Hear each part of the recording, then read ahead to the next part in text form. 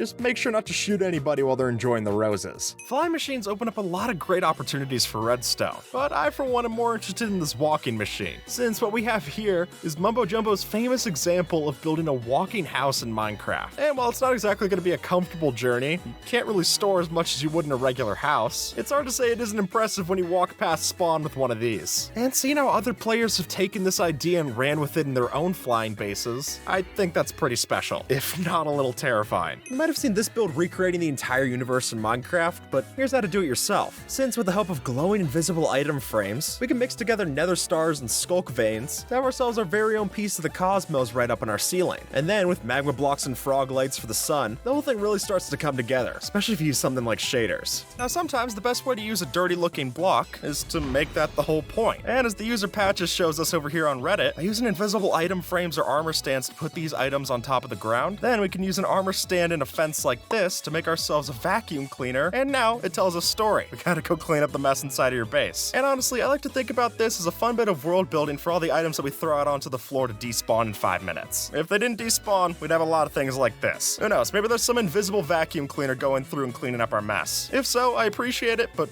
don't expect to get paid for the cleaning. With the new update comes a bunch of untested territory, and the Caves and Cliffs expansion is no different. So that's why I, along with many others, were surprised to see this Reddit user point out just how dripstone can shatter into pieces when it's exploded. For one, I'm amazed it doesn't break into items on the spot, but then to see it split up like this is even stranger. And apparently it's because each piece isn't actually connected, but they just fall close enough to look like one straight thing. Though regardless of that reason, it's still strange to see. Now, we've talked a lot about how great it can be to reinvent and improve your Minecraft house with redstone. But what if we took it that one step further, got a bit more meta, and built the entire house out of redstone? Now frankly, this can get a bit crazy, and the redstone is complicated to say the least. But being able to have your house both built and then retracted entirely through redstone systems, that's a sight to see.